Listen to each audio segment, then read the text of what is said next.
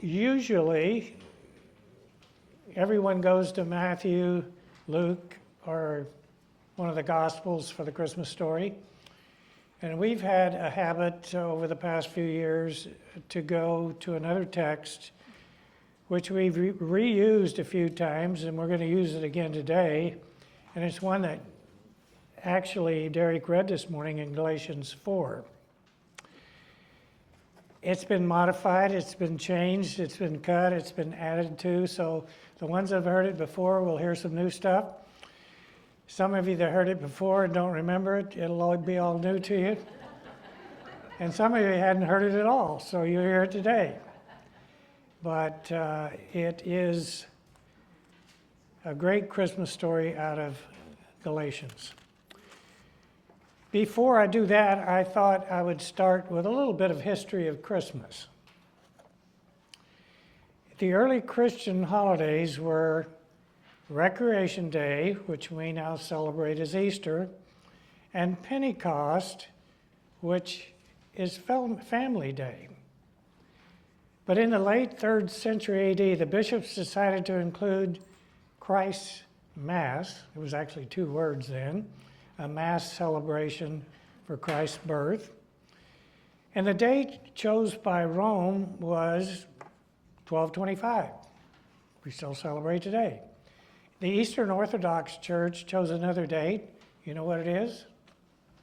Of course you do. It's the 6th, January 6th. The earliest record of a Christmas celebration was 386 AD in Rome. Now, it did not become a prominent holiday until it was commercialized. All the push-pull out there of Christmas. And the commercialization and religion pushed it to the pinnacle of holiday celebrations, or any celebration. You know how many countries in the world actually celebrate Christmas? Some Muslim countries even. 160. Now, some it's outlawed, but 160 countries. There's no other holiday celebrated like that. But over time, to the most of the rest of the world, it's Santa Claus, reindeer parties.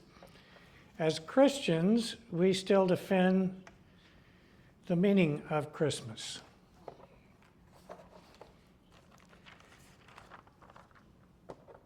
So I'm going to read our text in full, and then I'll come back and break it down. It's Galatians 4, beginning with verse 4 through 7. But when the fullness of the time had come, God sent forth his Son, born of a woman, born under the law, to redeem those who were under the law, that we might receive the adoption of sons.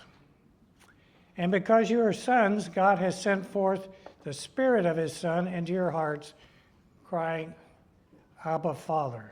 Therefore you are no longer a slave, but a son, and if a son, then an heir of God through Christ.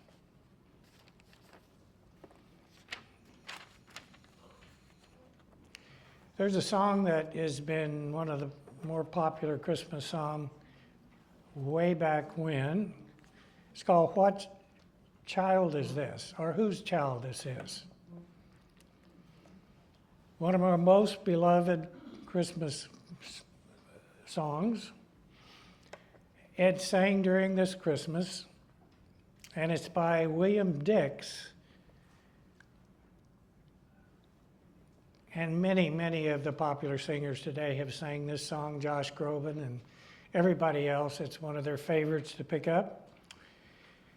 As few other carols do, the words prompt us to contemplate the identity, the person and work of the babe in the manger. And it begs the question, is this child a holy infant, or as many believe, a mere holiday infant? Most, if not all, go to the Gospel of Matthew or Luke to find the answer to that question. But the question is this, however, that question is more than aptly answered in one verse in Galatians 4:4.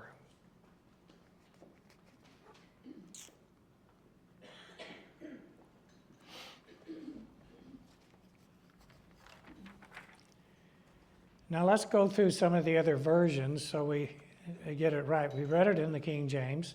The NIV says, when the time had fully come.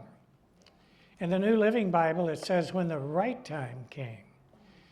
In the International Standard, it says, when the appropriate time came. All of those fit the perfect timing. Now, Solomon, the wise preacher, tells us in Ecclesiastes chapter 3, there is a time and a purpose for everything. That phrase probably came from that, timing is everything. Now, I know that because I play golf. If your timing is off, nothing works. Investing, if your timing is off, that's a bad thing. And there's a time to wash the dishes when the sink gets full, I guess. Or a baby to be born. And I've always said they're all born at night. I don't know why. It's got to get dark for a baby to be born. Now, he began his discourse by stating a time to be born. This was Solomon. And a time to die. We know all of that happens. Queen Esther made the incredible statement, I was born for a time such as this. So Jesus was born for such a time as this to save his people from certain death, both Jew and Gentile. So why did God choose 2,000 plus years ago to send his son into the world? Why didn't he send it way before that? Or why didn't he wait later until there are more people on the planet? Well, it's the central event in all human history that 33 years between his birth and his death, you take those 33 years out of human history or the Bible, and there's nothing. There's no hope. There's no reason for being. As Peggy Lee used to sing, is that all there is? If the Gospels were not in the Scriptures, it would only be a history book. A good one, but a history book. All of the Old Testament points to this time, starting with Isaiah and many others, and all the rest of the New Testament point back to that time. And most calendars in the world have their calendars starting with the birth of Christ, whether they believe in him or not. So in the fullness of time. So some facts behind the perfect timing of God. Let's look back. After creation, God put mankind through 5 distinct time periods to test them to see how they would do. By the way, testing is not for him, it's for us, to show us how we would do.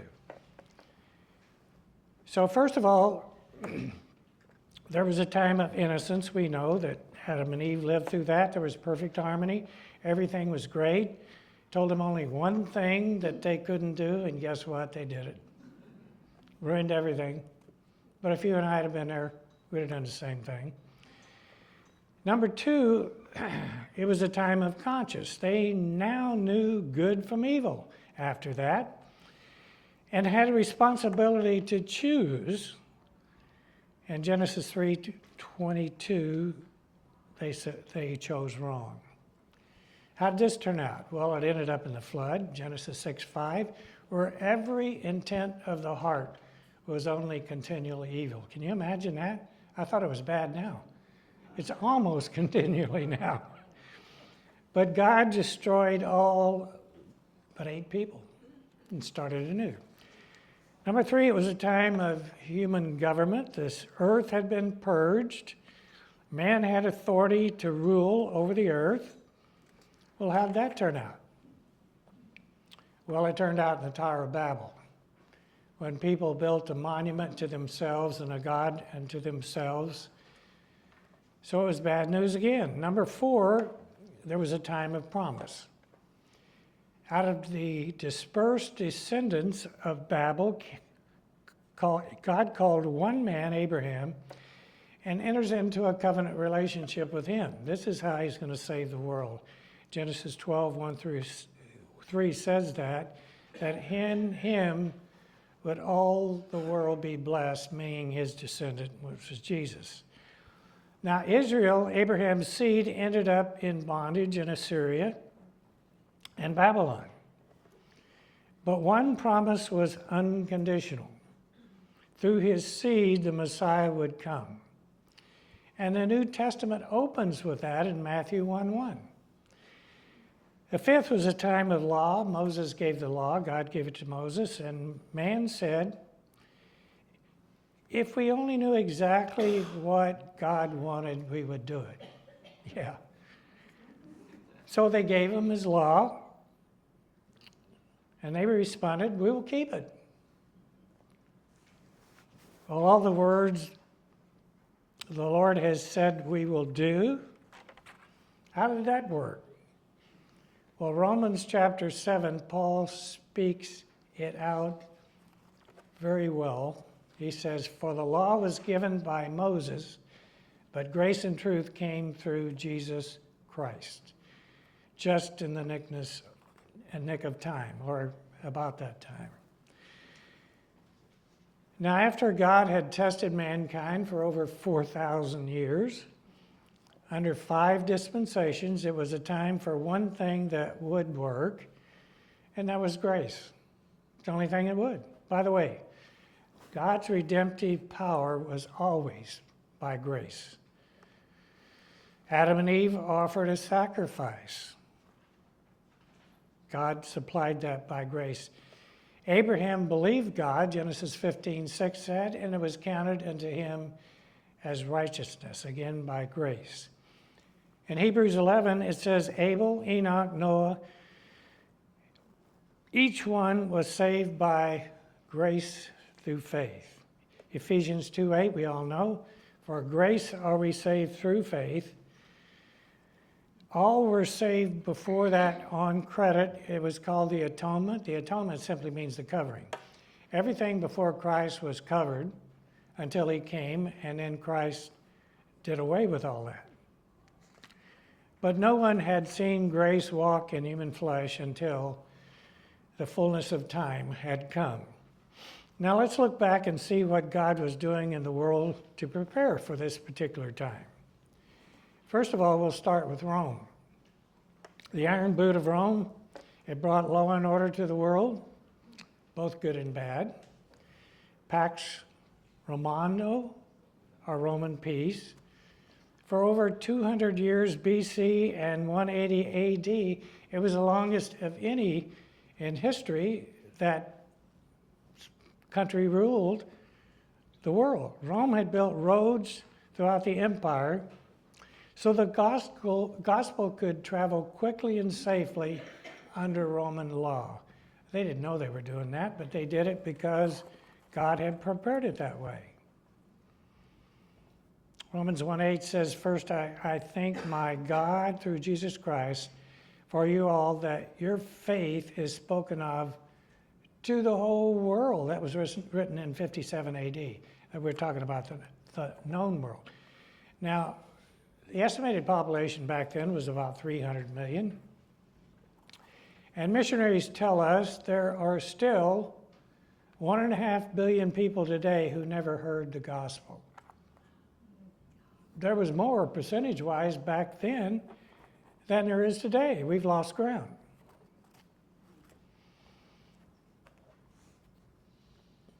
Now let's look at Greece.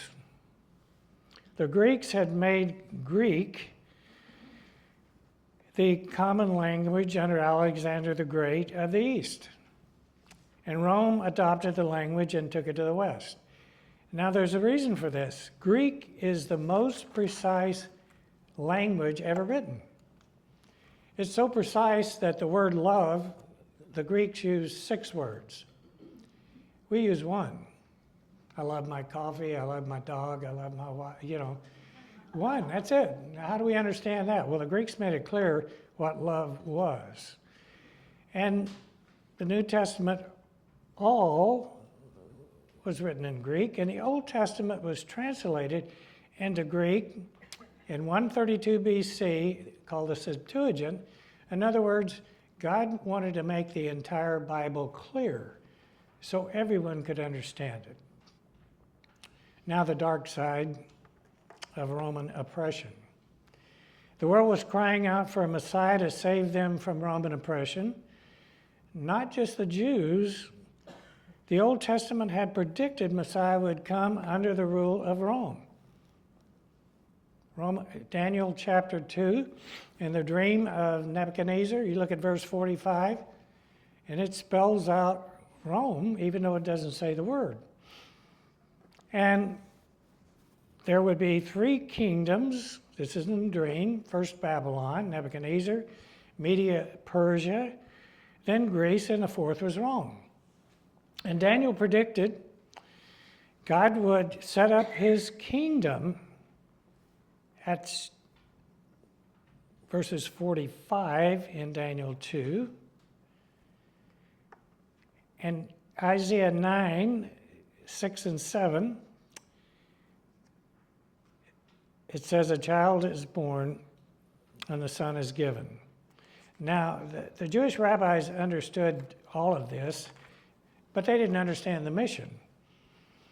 So God sent forth his son in the counsels of God way back in eternity past. We can't think back that far. When God determined to create mankind in his image. He also calculated the cost. There was going to be a cost to create him in his image. First of all, if man were to be in his image, he must have a will to choose. There's the rub. And God knew how that would turn out, so there had to be a plan to redeem man back, to buy man back from his sin and rebellion, from the grasp of Satan. So what would be the price? Well, in the book of Leviticus, the law, it says the life of the flesh is in the blood. It must be the blood of God come in human form, the highest price that God could pay or anyone could pay. You know, Peter says it best in 1 Peter, and I want to read that because this rugged guy, he had a soft side to him.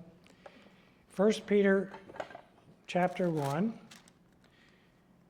in verse 18 and 19, it says, knowing that you were not redeemed with corruptible things, of silver and gold, for your aimless conduct received by tradition from your fathers, but with the precious blood of Christ, as of a lamb without blemish and without spot.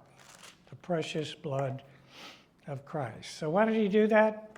Because he said it in John 3:16, God so loved the world, so he sent his son. Number 2, born of a woman. Now this was important. In fact, it was essential. God could not come in human flesh tainted with sin. The original says made of a woman. He would had to be virgin born. Well, how's he going to do that? And Genesis 3:15 said he would be born of the seed of a woman, meaning way back then he said he would be born of a virgin. Isaiah 7:14, Matthew 1:18 all bear this out. Isaiah 9:6 says, for unto us a child is born, unto us a son is given. He was both born of a woman, and he was given by God.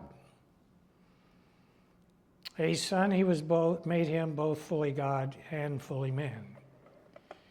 Okay, let's look at born under the law. Jesus was born a Jew, we know, a son of Abraham and a son of David. And Jesus kept the law of Moses perfectly, the only one that ever did it. He stated such in John 8:55 and Matthew 5:17. He was circumcised on the 8th day, according to the Jewish law. 2, he kept the feast and went up to Jerusalem each Passover, the last one being his death. Why was this so important? Well, he had to be born under the law and keep it perfectly to prove he was sinless. Only a sinless Son of God could save the people from their sins. Now, there were several mock trials of his. No, even Pilate, in one of his mock trials, said, I find no fault in him. He had to be born under the law to free us from the bondage of the law. And that argument made by Paul in Galatians chapter 3, verse 19. And let me look at that for just a second.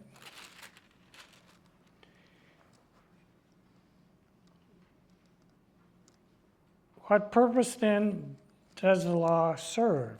It was added because of transgressions, till the seed should come to whom the promise was made, and it was appointed through angels by the hand of a mediator. Aren't you glad we were not born under the law? You imagine all those bloody sacrifices? I don't even like the sight of blood. I don't like hospitals. There's blood in there, I know. It's happening somewhere. I walk down the hall with my eyes closed.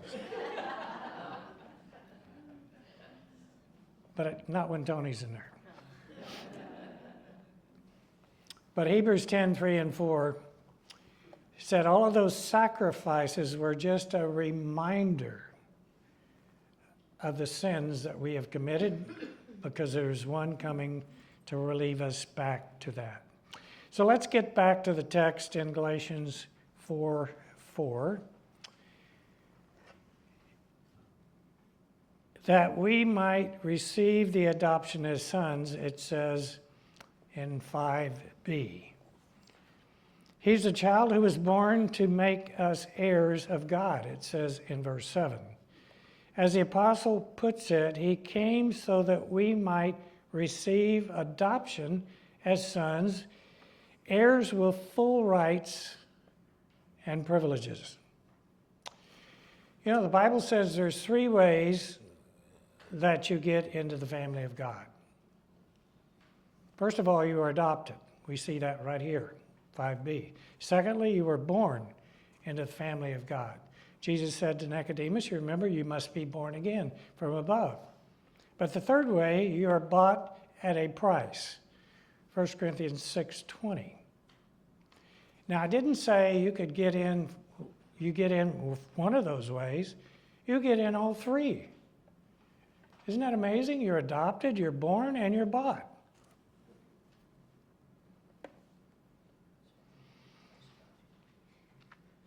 He is the child who was born to make us heirs of God, it says in verse 7. As the apostle puts it, he came so that we might receive adoption as sons, heirs with full rights and privileges. Now, we have a little adopted granddaughter from China. You never know how that's going to turn out, but she's just turned out beautifully. Difficult time for the first couple of years. She laid in a crib all of her life, didn't know anything, but when her nursing mother handed to her her new adoption mother, she said, "Lucky baby." But she had all the privileges of a daughter that was born into the family. She was adopted. So in the fullness of time, God created the heavens and the earth, Genesis 1:1. We don't know when that was, but it was in the fullness of time. But it was God's perfect time. Number 2, in the fullness of time, God sent forth his Son, and we are celebrating that wonderful event called Advent. That means the coming. In the next few days leading up to Christmas, Advent comes from a Latin word meaning coming, a time of waiting and celebration. Number 3, in the fullness of time, God will send forth his Son again. This time not as a babe in the manger, but as King of Kings and Lord of Lords. This expression is found in the Bible in 3 different places. 1 Timothy 6:15, Revelation 17:14, and Revelation 19:16. Pretty important. He repeats himself 3 times. It's a powerful statement of Jesus Christ's supreme authority over all other kings and lords on the earth. I'm going to go to Ephesians 1:10, which is also written by Paul. It kind of wraps this up. It says that in the dispensation of the fullness of times, he might gather together in one all things in Christ, both which are in heaven and which are on earth in him.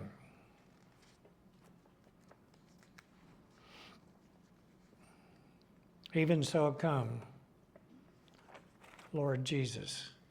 We have an event to get to this afternoon. I don't know if Tony's going to make it or not, but it's a family event. I'm sure she will try. So we're going to go to our closing song here, which is not a Christmas song, but it could be. You know this song? You promised you would say, when he came, the shepherds, and remember how the sheep were the perfect lambs that were there, getting ready to be sacrificed. Yeah, Elaine told me that, but it was a couple of weeks ago, and I'd forgot. Well, I think we know, or some of us know. Can I just mention for a minute that our missionary friends Don and Lana Gray are back today? Absolutely. It just came on Wednesday. Always good to see you.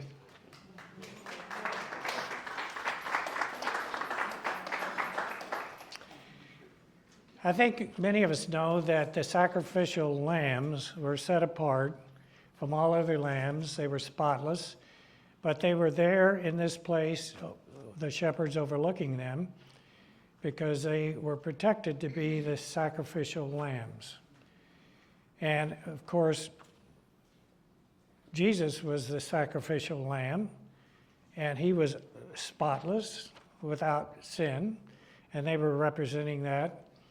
So that is not familiar with everybody, but that's the sacrificial lambs that were waiting to be slain when Jesus was slain. And they used the manger area.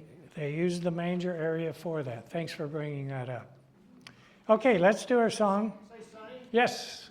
I would like to invite everyone to stand as we sing this song What? because it's to the King. Yes to the King.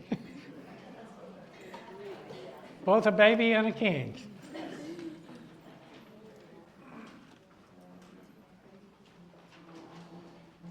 All hail King Jesus. All hail Emmanuel. King of kings, Lord of lords, bright morning star. And throughout eternity, I'll sing your praises. And I'll reign with you throughout eternity. Do you know who wrote that? Jack Hayford. Remember him? He only wrote the chorus. There's other parts of the song, but he wrote the chorus, and it's a great one. Jack Hayford. God bless you all. Have a Merry Christmas.